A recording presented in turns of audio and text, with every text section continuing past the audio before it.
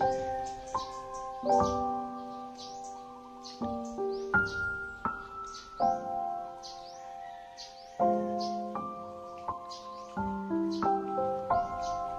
সবাইকে, কেমন আছো তোমরা সবাই? আশা করি সবাই খুব খুব খুব ভালো আছো। আমিও খুব ভালো আছি। সীমার লাইফস্টাইল চ্যানেলে তোমাদের সবাইকে আরও একবার ওয়েলকাম জানিয়ে আজকের ব্লগটা শুরু করছি। এটা কিন্তু বেশ কয়েকদিন আগের ব্লগ শ্যুট করা ছিল, তো আমার এডিট করতে একটু লেট হয়েছে, যার জন্য তোমাদের সাথে শেয়ার করতেও আমার একটু লেট হয়েছে। তো চলো, এটা কিবার দিনকে শ্যুট করেছিলাম সেটাই হয়তো এখন আমি ভুলে গেছি। তো যাই হোক, অ্যাকচুয়ালি হয়েছে কি, রান্নাঘরটা বেশ কিছুদিন আগে তোমাদেরকে বলছিলাম না পরিষ্কার করব, তো সেইগুলোই আজকে সকাল সকাল ঘুম থেকে উঠে রান্নাটা আগে সেরে নিয়েছি। রান্নাটা সেরে নিয়ে এই বাসনের ঝুড়ি থেকে সমস্ত বাসন কুসন ধুয়ে এখানে রাখা রয়েছে। জলে 2-1 বোতল ভরা হয়েছে, চালের ডামটা সুন্দর করে মেজে ধুয়ে আবার চাল রেখে দিয়েছি। তারপর এখানে ভাত খেতে বসে গেছি, মানে স্নান করার আগে কাজগুলো করেছি, তারপর স্নান করে ভাত খেতে বসে গেছি। আর আজকে রান্না করেছিলাম ইলিশ মাছ দিয়ে আর আলু বেগুন দিয়ে পাতলা করে ঝোল।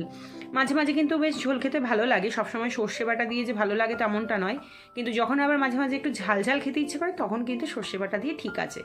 তো চলো, এখানে খাওয়া দাওয়া কমপ্লিট করে নিয়েছি আর আমি আমার ডিশটা ধুয়ে রেখে দিলাম। এত বাসন, মানে ওবেলায় যে ধুয়েছি আর কি স্নানের আগে, সেই বাসনগুলো আবার এই ঝুড়িটার মধ্যে করে তুলে নিয়ে এসেছি, শুকিয়ে গেছে। তো এখানে র্যাকটাও ধুয়ে নিয়েছিলাম, মানে বললাম না তোমাদেরকে সমস্ত কিছু ধুয়েছি রান্নাঘরটা, মানে রান্নাঘরের। তবে আমি সমস্ত কিছু ধোয়ার সাথে সাথে আর ভিডিও করিনি, কারণ আমি চেষ্টা করছিলাম রান্না আর এগুলো ধোয়াগুলো তাড়াতাড়ি করে সেরে নিই, কারণ নইলে দেরি হয়ে যাবে, তারপর স্নান দেরি হয়ে গেলে আমার আবার রাতে রাতে জ্বর আসে। সেই জন্য আমি ঝটফট করে কাজগুলো সেরে নিয়ে খাওয়া দাওয়া কমপ্লিট করে তারপরে এগুলো গোছাতে বসেছি। ওই বিকেল দিকে, মানে এই 3:30, 4টে এরকম টাইমে আমি এগুলো গোছাতে বসেছি, যেখানে এটা সেখানে। আর এই কৌটোগুলো সব মেজে মেজে রেখে দিয়েছিলাম আর মশলাগুলো একটু ঢেলে রেখেছি। তো এখানটায় আমি সেই কবে নিয়ে এসেছি টিস্যু মল থেকে, আর এখানে টি ব্যাগগুলো পাওয়া যায়। বেশ আমার ইচ্ছে হয়েছিল শীতের দিনে আমি একটু টি ব্যাগে করে চা খাবো আর কি, তো সেটা আর হয়নি। আর এখানে কোকোর খাবার এই বক্সটার মধ্যে করে ঢুকিয়ে রেখেছি। আর রান্নাঘরটা সব থেকে বড় কথা হচ্ছে, কৌটোগুলো একটু তেল ছিটে হয়েছিল, পরিষ্কার করার দরকার ছিল।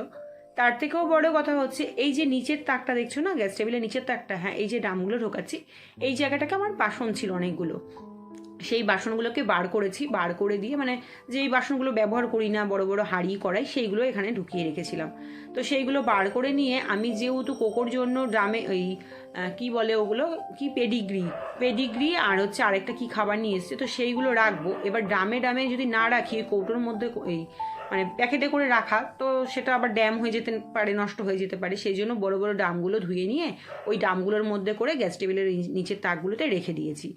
তো সেই জন্য আর কি বাসনগুলো না বার করলে তো জায়গাটা আমি পাচ্ছিলাম না, সেই জন্য সমস্ত কিছু নাড়াচাড়া করে একদম গোছগাছ করে কোকোর খাবারগুলো ওখানে সেট করে দিয়েছি নিচের তাকে। আর এই বাসনগুলো একটা একটা করে সমস্ত কিছু গোছগাছ করে এবার জায়গায় রাখবো। তো আমার যেহেতু জায়গা একদমই ছোট, মানে হয়তো অনেকে বলবে যে দিদি এর থেকেও ছোট জায়গা আছে, বা বোন এর থেকেও ছোট জায়গা আছে। হ্যাঁ, অবশ্যই আছে, কিন্তু আমি তো আমারটাই বলবো না। তো প্রচুর ছোট জায়গা, আর সেখানে একটু গুছিয়ে কাজ করতে পারি বলে ম্যানেজ করতে পারি, নইলে কিন্তু আমার পক্ষে ম্যানেজ করা সম্ভব হতো না। তো চলো, মিক্সির জারটা যেটা সবসময় ব্যবহার করি সেটা সামনে রেখেছি, আর যেটা হচ্ছে সবসময় ব্যবহার করি না, ওই জুস টুস করলে বা একটু বড়, মানে মিক্সার গ্রাইন্ডারটা বড় লাগলে আর কি কন্টেনারটা, তখন ওখান থেকে বার করি। আর নিচের তো একটা দেখো কীরকম হয়ে গেছে বাসন থেকে থেকে। রোজ রোজ তো আর পরিষ্কার করা হয় না এগুলো, ওই কখনো সাপ্তাহিক পরিষ্কার হোক বা মাসে একবার পরিষ্কার করি। তো এই করতে করতেই আর কি কাজগুলো সব গুছিয়ে নিতে হচ্ছে। আর এখানে জল চলে এসছে, তো জলটাও ভরে নিয়েছি। 1 বালতি জল আমি সবসময় তোলা রাখি, বাথরুমেও একদম জল তুলে রেখে দিই, ঢাকনা সমেত মানে ডাম আছে। আর রান্নাঘরেও 1 বালতি আর কি, ডাম নয়। তো 1 বালতি জল সবসময় রেখে দিই, কখন দেখা গেলো জল এলো না বা লেট হলো, তো সেই জন্য এখানে রয়েছিল হচ্ছে, মানে আলু ভাতে দিয়ে ভাত করা হয়েছিল, আর কাঁচা ছোলা আমি ভিজিয়েছিলাম খাবো বলে। তো সেটা তো আর খাওয়া হলোই না, না খাওয়ার পরে আমি এগুলো রয়েছিল। আর এদিকে আলু ভাতে দিয়েছিলাম ভাতে, তো সেই ভাতের থেকে 3 টুকরো আলু রয়েছে। আর ভাবছি যে বিকেলবেলায় না বেশি একটু টক ঝাল কোনো কিছু খেতে ইচ্ছে করছিল, তো সেই জন্য চট করে চলে এলো মাথায়, তাহলে ছোলাগুলোরও সদগতি হয়ে যাবে আর আলুগুলোও খাওয়া হয়ে যাবে, আলু কাবলি।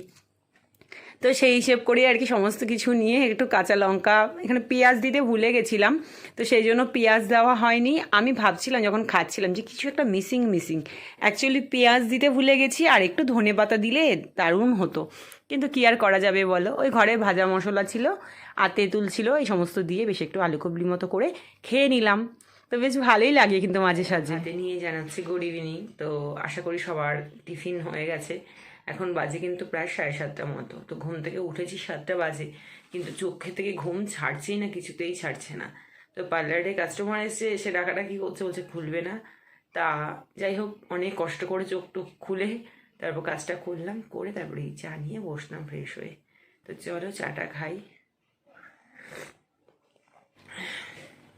তো 1 কাপ চা তো খেয়ে নিলাম। এবার এখানে ঘরে মানে রান্নাঘরে এসে দুধ গরম করলাম। আর ছেলে যেহেতু ছানা খায় না, সেই জন্য ছেলের জন্য দুধটা জাল দিয়ে ওর গ্লাসে তুলে রেখে দিলাম। আর আজকে আমার ছানা কাটার পাউডার ফুরিয়ে গেছিলো বলে আমি দেখলাম যে ঘরে পাতিলেবু ছিল, 2টো পাতিলেবু দিয়েছি। একদম রস তো নেই, যেটুকুনি রস চিপে চুপে দিতে পেরেছি। তারপরে খুব একটা যে ভালোভাবে মানে 2টো লেবু দেওয়ার পরেও খুব যে সুন্দরভাবে কেটেছে ছানাটা তেমন নয়, কিন্তু যাই হোক ছানাটা হয়েছে। অনেকক্ষণ সময় লেগেছে নেড়ে চেড়ে করতে, তারপর ছানাটা হয়েছে। আর ছানাটা তুলে রেখে দিলাম। এখানে ছানাটা আমি আর কোকো দুজনে মিলে খাবো।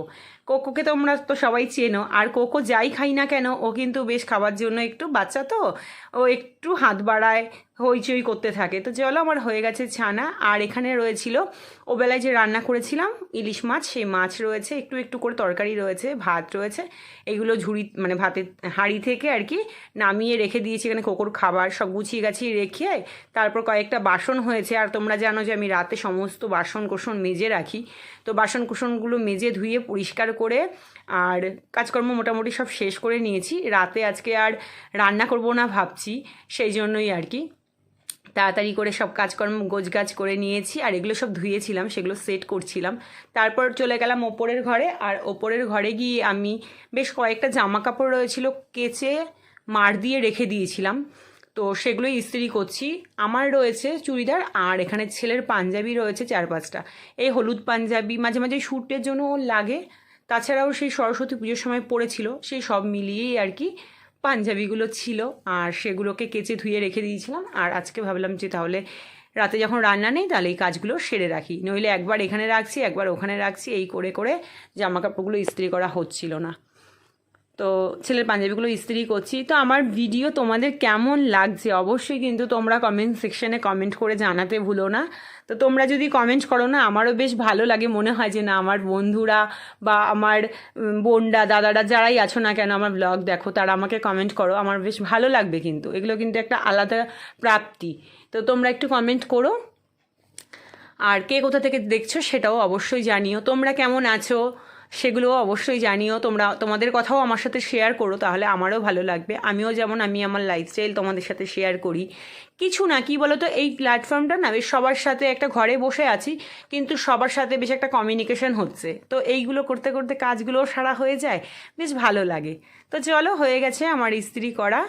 আর তারপরে একটা এসছে পার্সেল, সেই পার্সেলটা আমি মানে যখনই বসে থাকি, কোনো কাজকর্ম থাকে না বা হয়তো মুড ভালো থাকে না, তখন আমি টুকটাক একটা ছোটোখাটো, মানে খুব যে বেশি দামি কিছু কিনতে হবে সেরম নয়, আমার কেনাকাটা নিয়ে কথা। তো সেটা ছোট কিছু হলেও আমার খুব আনন্দ লাগে।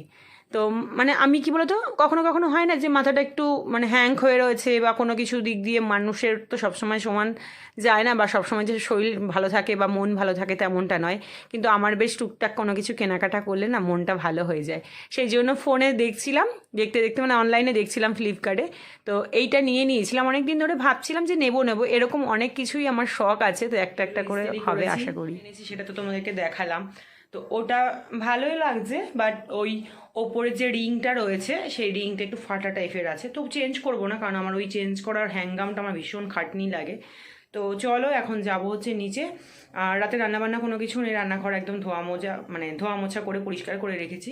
তো ছেলের একটা বন্ধুকে দিয়ে একটু রুটি তরকা আনতে দিয়েছি, তো সেটাই রাতে খাওয়া দাওয়া করে নেবো, তাহলে রান্নাঘরের কাজও শেষ আর আমার কাজও শেষ। তো চলো এখন নিচে যাচ্ছি।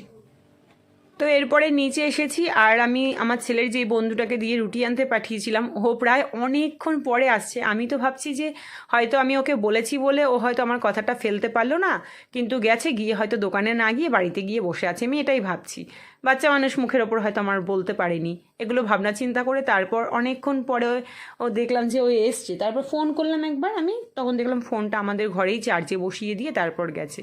তো ওকে দিয়ে রুটি আর তড়কা আনতে পাঠিয়েছিলাম, ও নিয়ে এসছে, তো সেটাই খাবো। তো ছেলে পরে খাবে, আমি বসে গেছি, কারণ আমার এগুলো মানে রাতের খাবার খেয়ে আমাকে আবার ওষুধগুলো খেতে হবে, সেই জন্য আর কি তাড়াতাড়ি করে আমি বসে গেছি। আমার তো রোজ 12 মাস ওষুধ চলেই, আমার মানে কথা বলে লাভ নেই। তো চলো আজকের ব্লগটা কেমন লেগেছে জানিও, ভালো থেকো তোমরা সবাই, সুস্থ থেকো, আবার দেখা হচ্ছে নেক্সট কোনো ব্লগে খুব তাড়াতাড়ি। তবে হ্যাঁ, তোমরা কিন্তু কমেন্ট করে জানিও।